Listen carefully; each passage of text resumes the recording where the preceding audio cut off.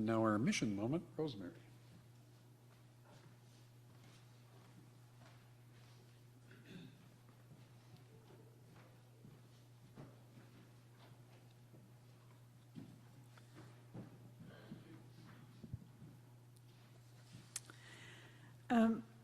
About 6 years ago,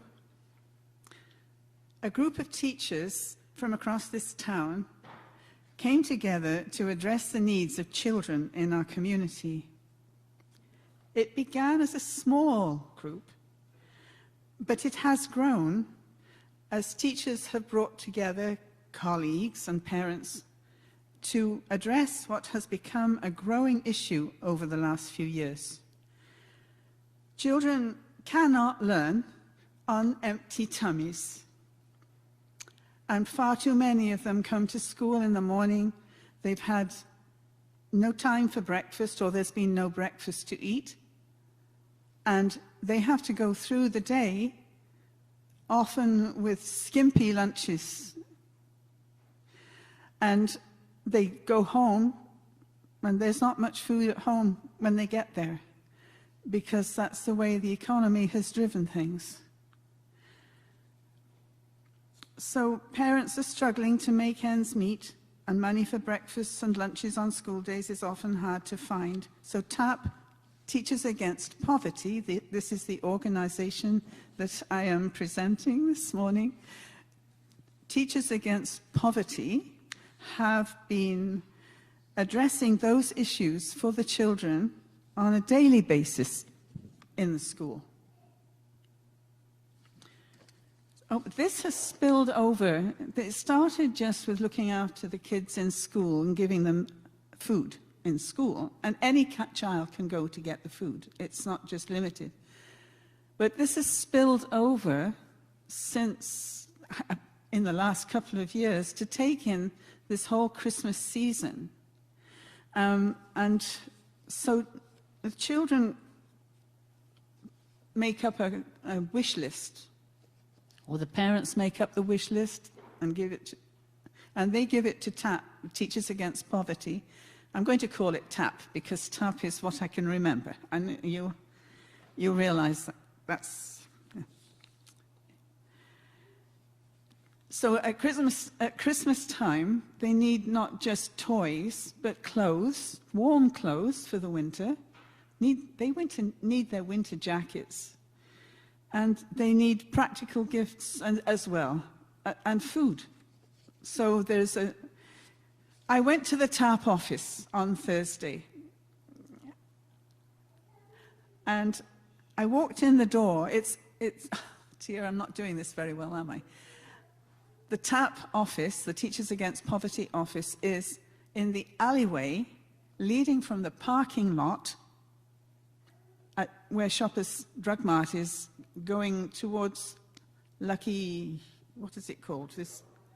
The Lucky Dollar store. Okay, so you go down that alleyway, and the TAP office is on the right-hand side.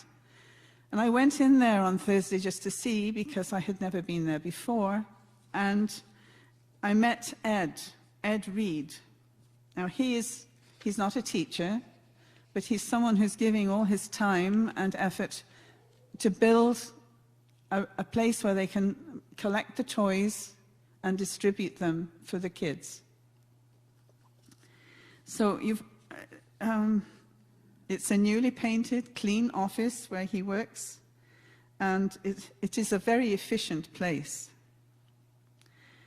They have boards around the room, and the boards are set up so that there's one for the boys, one for the girls, one for the teenagers, and the one that makes me want to cry is the one for the children, or the young people who are couch surfing.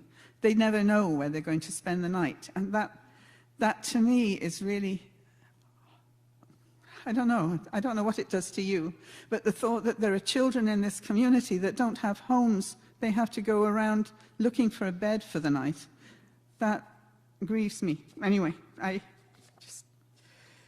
so he showed me all these boards, and on each board there are lists of sponsorship cards. There are sponsorship cards on the wall, pinned to the wall with whatever, and in each card there is a list of the things that that specific child wants or would like, and the needs that they have.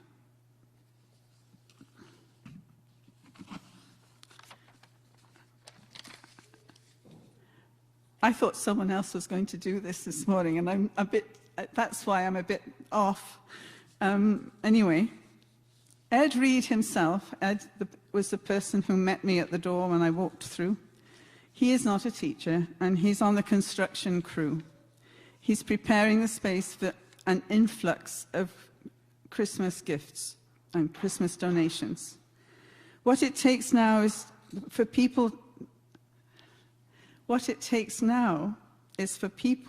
to step up, to share something of the love of Jesus in this time when we celebrate his birth.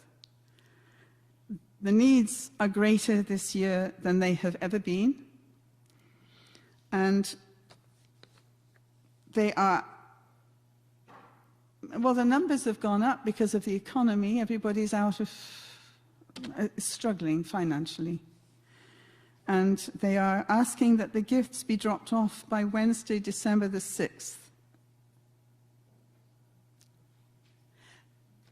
What they want is people who will go in there and choose a family to sponsor. And we have 1 week to get that in. Is it one? Yeah. 1 week? 10 days, that's better. It sounds better. The hours that TAP is open are on the door of the building. I know they're open till 2 o'clock today, and they're normally open between 10 and 2. Phyllis, I didn't ask you to move the slides forward.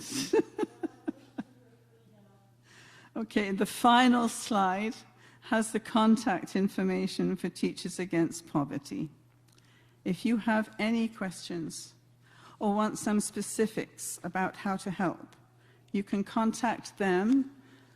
If you have a computer, you can contact them by Gmail or Messenger at the addresses shown, or just do what your heart tells you to do and go to the door and knock on the door and just walk in and ask what you can do for the children.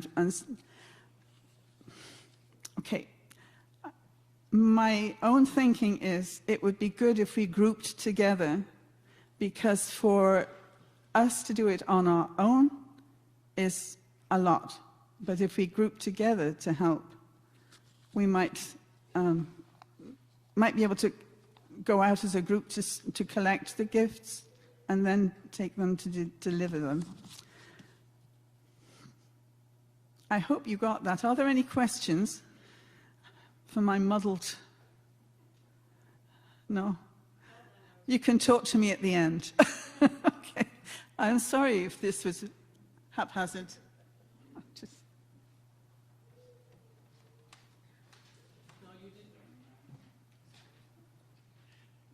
You did very well, Rosemary. Thank you very much. It was one of the things, I guess, you know, when we're going with that week or 10 days thing, this stuff has to come together in a hurry, because they're just opening the office now, and if they need the gifts back in 10 days, we don't have a lot of time. So a lot of stuff has to come together a little faster than maybe if we could just kind of take some time. But please take a moment of that. There's the contact information went away. Hit the contact information for them there. There we are.